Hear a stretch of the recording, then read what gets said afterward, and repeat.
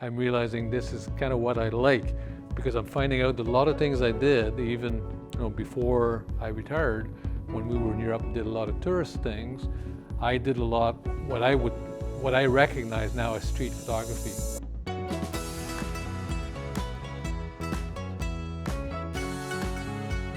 Right, my name is Daniel Gelin. I'm a student in photojournalism, first year student at Loyalist College here.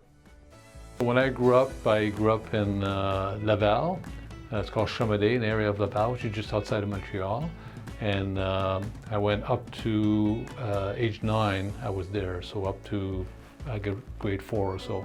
As I got to high school, then that's when I joined the Army Cadets, and again I enjoyed that type of environment and learning to do the things that we did, reading maps, shooting rifles and that type of things, and doing the things we did, going camping, and so from that point of view, I thought one of my cousins, he was about 12 years older than I was, and then he went to military college, so I figured maybe that's a good thing I could do. Most of my years during the military college, I was in the Army. I was in an Army trade, and then it was after I'd done one summer of that I realized that wasn't for me, so I changed to the Air Force. So instead of being an engineer in the Army, I decided to be an engineer in the Air Force. So I made that change. In the Air Force, most of the deployments I did were exercise.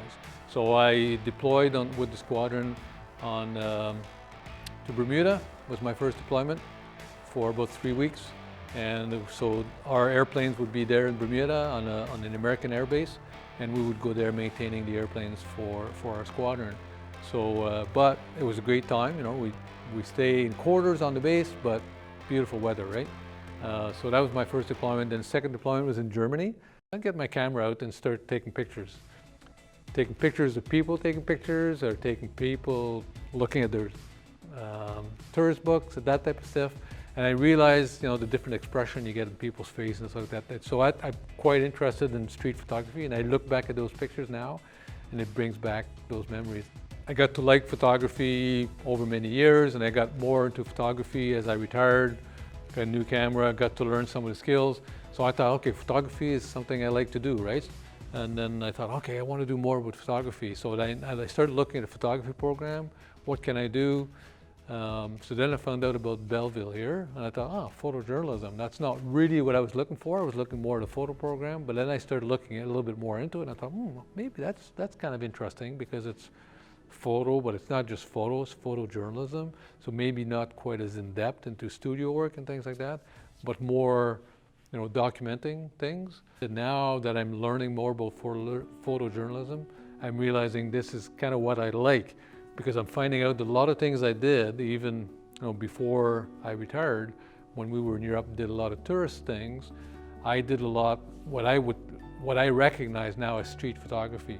And I didn't recognize it as per se when I did it. There's one picture, for example, that I have. It's a picture in Prague in the main square that I used, and there was a lady, I think it was the second or third floor in the building in the main square, and she's just sitting in the window enjoying the sun. And I see her, and I have my long lens, so I point my camera at her, but she sees me. She's looking right at me, and doesn't smile, nothing, but she obviously sees I'm taking a picture. So she doesn't mind. It's not as if she runs off or whatever. So I take that picture. My wife thinks that picture is a little bit creepy because I'm taking somebody sitting in the window. But to me, she's obviously looking at me. It's almost like we have a relationship at this point, because she's looking at me and she's aware that I'm there. So to me, that's kind of the heart of street photography. You'll have some that are not posed, not aware of you, but some that are aware of you as well, which is kind of neat. So the first picture that I took that resonates with me, I think, that was one time when my trip to Newfoundland, and that was in 2011, I believe. Now that picture, that single picture, I think resonated with me because I just enjoyed the look of that picture. It was on a coast in Newfoundland, and you see there's like 3 or 4 sets of mountains in the back, and they're more and more fading away. So that picture almost looks like a painting to me. When I went to Tanzania, I got some cool subject. There was a mother with her young child, and we went to visit a village, and it was a mother with her young child, and that was kind of cool, very, very unique. So I took that picture, and that was kind of a cool subject for me as well. We worked there.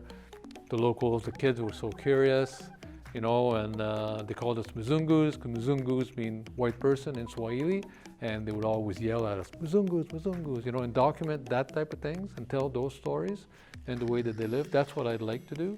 That's what I would find very interesting.